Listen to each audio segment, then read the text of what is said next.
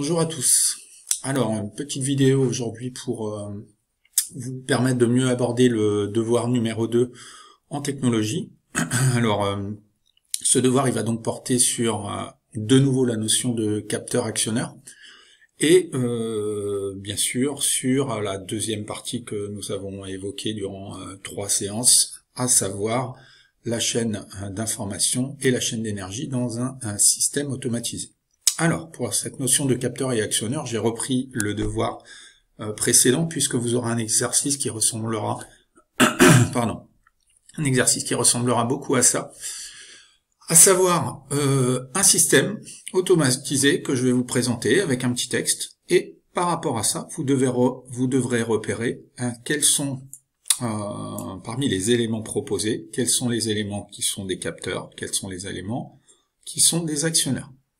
Donc je vous rappelle qu'un capteur, ça se situe toujours à l'entrée de la chaîne d'information et un capteur, ça va détecter quelque chose de l'environnement. Voilà. Donc, dans ce système automatisé, vous aviez deux capteurs, les photocellules et la télécommande.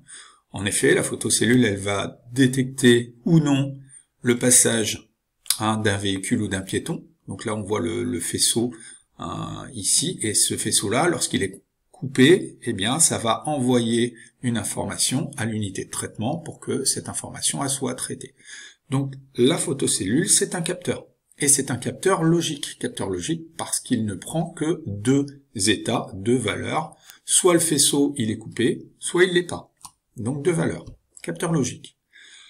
La télécommande, c'est aussi un capteur logique. On peut le mettre dans la famille des capteurs logiques. Soit j'appuie, lui, qu'est-ce qu'il détecte? Il détecte un appui sur une touche. Donc soit je suis appuyé, soit je suis relâché. Deux états possibles, deux valeurs. Donc c'est un capteur logique. Enfin, vous aviez deux autres éléments dans ce devoir. Vous aviez le clignotant de signalisation et le moteur de ventaille. Alors eux, ce sont des éléments qu'on appelle des actionneurs, c'est-à-dire ils vont réaliser une action en convertissant l'énergie qu'ils vont recevoir en une autre énergie. Donc ce sont des actionneurs qui convertissent l'énergie électrique qu'ils reçoivent. Pour le clignotant, reçoit de l'énergie électrique et le transforme en lumière, en énergie lumineuse. Et pour le moteur c'est un grand classique, il reçoit de l'énergie électrique et il le transforme en énergie mécanique. Mécanique, mouvement, il fait au bout d'un moteur, ça tourne. Voilà. Donc ça, c'est vraiment le genre d'exercice que vous aurez. Maintenant, c'est quelque chose sur lequel vous devez être performant, je dirais. Vous ne pouvez plus vous tromper sur ce type d'exercice. Donc j'espère que l'exercice que je vous donnerai vous permettra déjà d'emmagasiner pas mal de points sur ce devoir. La deuxième partie du devoir que vous allez avoir, eh bien, c'est, je vais commencer par la fiche de connaissances, c'est une partie sur la chaîne d'information et la chaîne d'énergie dans un système automatisé. Donc là, vous avez deux systèmes automatisés. Vous avez le passage à niveau automatique, qui est un système automatisé, c'est-à-dire qu'il va y avoir un train qui va arriver, qui va déclencher par l'intermédiaire d'un capteur et envoyer une information à l'unité de traitement. L'unité de traitement, dans un premier temps, qu'est-ce qu'elle va faire? Elle va déclencher deux actionneurs, à savoir le voyant lumineux, pour prévenir l'automobiliste, et le signal sonore. Et puis quelques secondes après, les barrières, qui sont actionnées par un moteur, vont s'ouvrir, et puis quelques instants après, quand le train sera passé, elles se refermeront. Donc ça, c'est bien un passage à niveau, c'est bien un système automatisé, c'est un système qui fonctionne tout seul, qui exécute un ensemble de tâches programmées sans que l'intervention de l'homme soit nécessaire. Tous les systèmes automatisés fonctionnent de la même manière, c'est-à-dire qu'à l'entrée, on a des capteurs. Les pointillés, ça représente ce que j'ai appelé un automate programmable, c'est toutes les cartes électroniques que vous pouvez rencontrer. On a rencontré une carte électronique, nous, sur notre portail automatique, mais pendant la synthèse, je vous ai montré aussi les petites cartes électroniques que nous allons utiliser en programmation. Donc, il y a des capteurs en entrée, il y a des actionneurs en sortie, et pour que tout cela fonctionne, il faut une source d'énergie. Voilà. Donc les capteurs se situent à l'entrée de la chaîne d'information. Les actionneurs se situent à la sortie de la chaîne d'énergie. Et pour que tout ça fonctionne, il faut une source d'énergie. Voilà. Alors, la chaîne d'information, alors ça c'est à savoir, par cœur, d'accord, c'est quelque chose qu'on pourra vous demander au DNB l'année prochaine, si une épreuve de technologie tombe au DNB l'année prochaine. Dans la chaîne d'information, vous avez donc des capteurs à l'entrée, soit des consignes de l'opérateur, quand j'appuie sur ma télécommande par exemple, ou vous avez des détecteurs des capteurs qui vont, et vous avez un élément qui va acquérir l'information. Voilà. Donc là-dedans, on va acquérir l'information, on va ensuite traiter l'information, puis communiquer l'information à la chaîne d'énergie, d'accord? Ou alors par l'intermédiaire de signaux ici. Voilà. Donc acquérir, traiter, communiquer. Donc ici, je vous ai précisé quelle était la fonction de chacun des éléments. Acquérir, c'est les capteurs.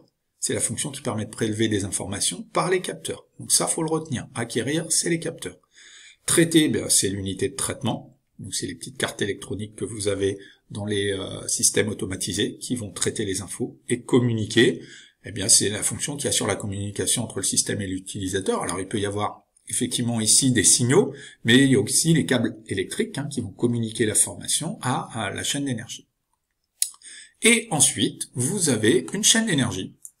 Donc la chaîne d'énergie, elle est constituée de 4 blocs fonctionnels qu'il faut connaître par cœur, qu'on a déjà vu dès la 6e, lorsqu'on avait travaillé sur 2 objets techniques, à savoir la trottinette électrique, mais on avait travaillé aussi sur le banc de charge.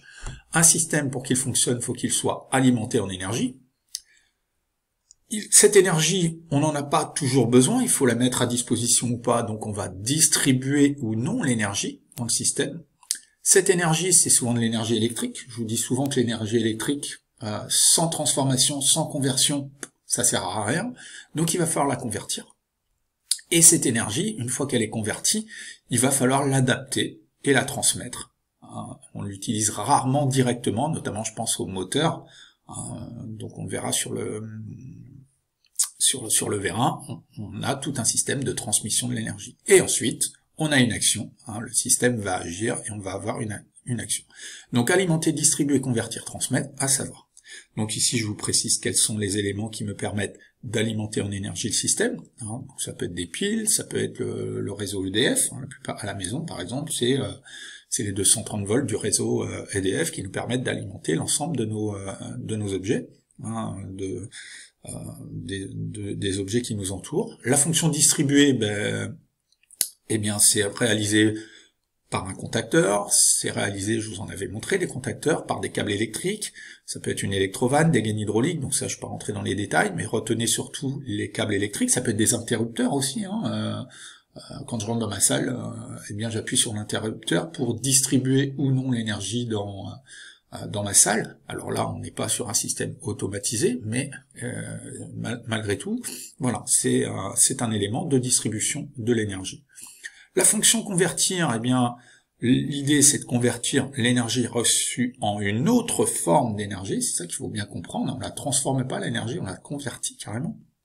Donc là, un moteur qui va convertir l'énergie électrique en énergie mécanique, le verre, la même chose. Une résistance chauffante, énergie électrique en chaleur, une DEL, énergie électrique en lumière, etc., etc. Et puis vous avez la fonction transmettre. Donc là, l'idée c'est toujours d'adapter cette énergie. Par exemple, sur le banc de charge, vous avez vu, j'avais mis des poulies, des courroies, et on veut transmettre cette énergie jusqu'à l'endroit où est réalisée l'action souhaitée. Donc là, on peut utiliser des systèmes de poulies-courroies, de pignons-chaînes, d'engrenage, d'embrayage sur une voiture par exemple, de pignons crémaillère. Voilà, pignons crémaillère, les petits trains de montagne par exemple. Je vous en avais montré un. Voilà, tout ça, ce sont des éléments qui permettent de transmettre l'énergie. Donc là, vous avez la chaîne énergétique de notre portail, d'accord? On a du 230 volts, on adapte l'énergie parce que notre système ne fonctionne qu'en 12 volts, ça je vous l'ai expliqué. Là, on va distribuer ou non l'énergie par l'intermédiaire de cette carte électronique, notamment, qui va aussi traiter les informations. Et puis là, vous avez des petits contacteurs en bleu qui permettent de distribuer ou non l'énergie, le moteur qui va convertir l'énergie, et les engrenages vis sans fin et roulement. Alors, sur Pronote, je vous ai mis aussi ce document, le corrigé du travail sur le vérin. Alors, j'ai fait un corrigé le plus succinct possible, c'est-à-dire le plus simple possible. Ce qu'il fallait retenir, c'est ça. On voit bien ici qu'on a un câble électrique, et on a notre moteur, et le moteur, il va convertir l'énergie électrique en énergie mécanique. Ça veut dire qu'ici, ça tourne. Mais le problème, c'est que là j'arrive sur ma deuxième page, entre la vitesse de rotation de mon moteur, si je branchais directement ma vis sans fin dessus, ça tournerait beaucoup trop vite. Et mon portail, il s'ouvrirait beaucoup trop vite, je ne suis même pas sûr qu'il s'ouvrirait, tout s'arracherait. Donc en fait, on a mis un système d'engrenage ici pour ralentir, pour réduire la vitesse de rotation de la vis sans fin. Ça réduit pas la vitesse de rotation du moteur, ça réduit bien la vitesse de rotation de la vis sans fin. Si par exemple, au niveau de ces engrenages, on a un rapport de réduction de 400, eh bien ça veut dire que là, quand le moteur il fait 400 tours, ma vis ne fait qu'un seul tour. Voilà. Donc les engrenages qui réduisent considérablement la vitesse de rotation de la vis sans fin, les roulements qui vont éviter les frottements et le bruit, donc il y en a un sur chaque extrémité de la vis. Voilà, on voit le deuxième ici. Et puis, la vis en tournant, elle entraîne un bloc.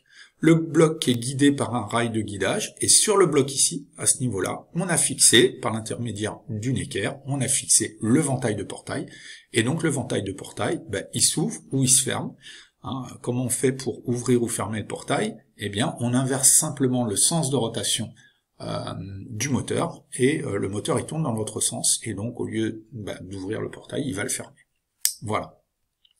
Donc j'espère que cette petite explication va vous permettre de mieux aborder ce prochain devoir. Donc je vous souhaite de bonnes révisions, je vous dis bon courage, et à très bientôt.